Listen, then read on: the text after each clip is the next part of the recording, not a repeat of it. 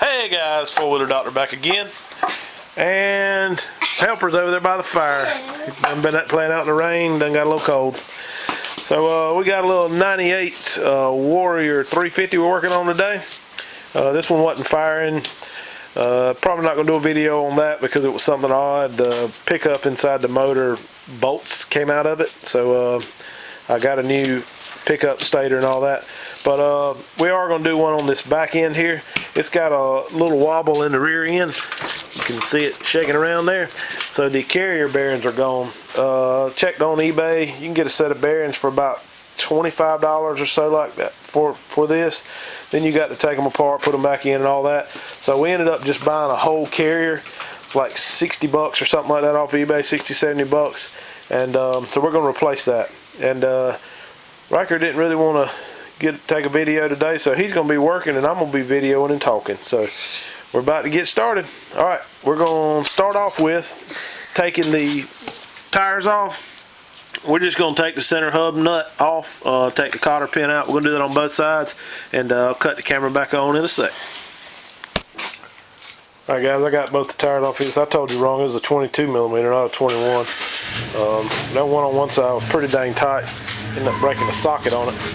But I went ahead and broke these big nuts off here. I have a tool that I usually get these off with. These are a little bit bigger than the one I normally use, so just used a old monkey wrench and held the brake and got it to break loose.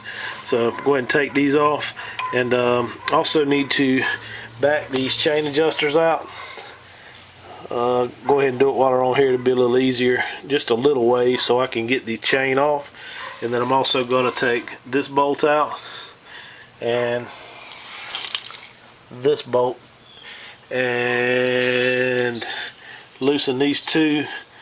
I believe it was 12 millimeters for the brakes, get the brake out of the way. And I think that might be all I need to do.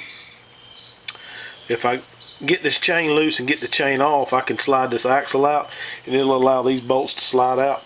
So I think that's all I'm gonna need to do to get this carrier off. Alright, so I'm gonna get these nuts on off, back those adjusters down a little bit, go ahead and loosen them big bolts up, and then I'll cut the camera back on when I get these done. Alright guys, I got the brake loose. I say 12 millimeter. Got both of those big bolts loose that go through. Loosen this, or slid the axle forward enough to get this chain off. Probably should have slid the chain back this way, but then you can slide the sprocket off, and the rest of the axle will slide out from the other direction. I have to tap that thing with a hammer to get it out, but that's the way it's supposed to go.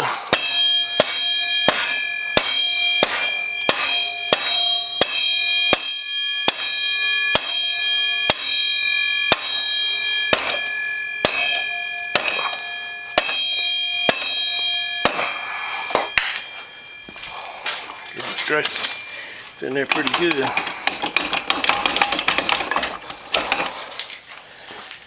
Need a couple more times.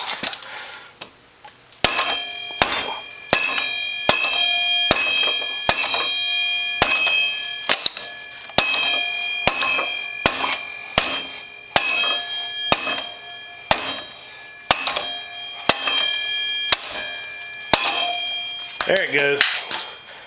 Like my daddy used to say, don't force it, get a bigger hammer.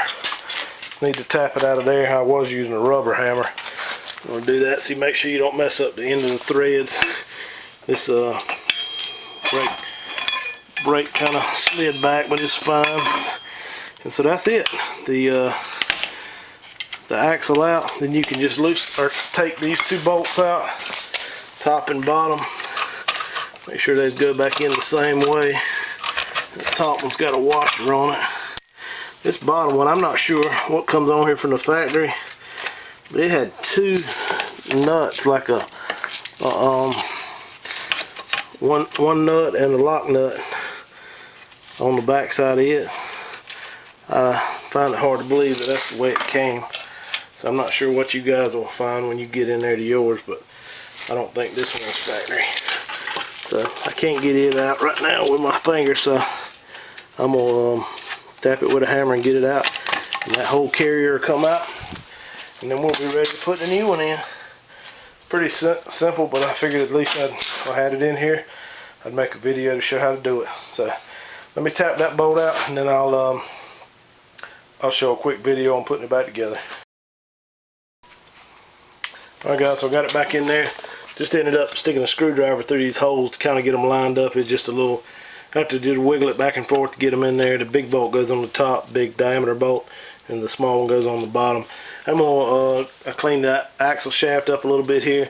I'm gonna take and put a little bit of wheel bearing grease around both of these, both the brake side and the sprocket side here. Make sure that bearing seal, or that seal seals up good on it. And then this also has a grease fitting, which the old one didn't. So I'm gonna pump that thing full of grease just so these bearings will have some grease on them. And I'll slide that axle back in and cut the camera back on in just a sec. Now guys, I did have to tap that side in with a hammer as well, but it went in fairly easy. I did put a little wheel bearing grease on those mating surfaces where the bearings meet up. Alright, probably should have done this a little bit different, but the chain will not go around this now, so I may slide this thing back through and stick the chain through, then slide the axle through. Probably should have done that first, but anyway, once I get that done, slide the sprocket on, make sure the bearing side goes first, and then we will put the two nuts on. I'm not sure what the torque spec is on these, but kind of hard to torque when you don't have a socket that fit them, so I'll probably just tighten them down as tight as I can and then jam that jam nut in there. Usually hit the monkey wrench with a hammer or something just to make sure it's jammed in there good and tight. And then we'll look at getting the chain where it needs to be as far as tightening it up. Looks like the chain's pretty close to about needing a link out of it, so we're going to have to probably run those adjusters in pretty good ways. But I'll cut the camera back on once I get these on and get ready to do the adjusting. Alright guys, I got it tightened up. To get those axle nuts tight, the easiest thing to do if your brakes work on your bike is to press down on that brake lever. Found out a screwdriver stuck in that foot peg does a dang good job. So that'll hold it plenty tight to put down some torque on those nuts. I went ahead and put the brake caliper on there too. You actually have to do that first if you're going to use the brakes. So now we're going to tighten these up to get the chain where it needs to be, and then we'll cinch down those two top long bolts, and that'll pretty much be it, other than putting the hubs on, which is pretty easy. Just stick those on with some new cotter pins, and that'll be it. Alright, so appreciate you guys watching my video. Hit the like button, subscribe, and check me out. I work on all kind of four-wheelers, so I usually put a video on there whenever I get one in that I can take a video of, that I halfway know what's wrong with it. Like I said, the firing on this one, wasn't real sure what this was going to be, so I didn't video it, and then it wound up being an odd thing that most people wouldn't run into. So, alright, like I say, check me out. Y'all have a good day.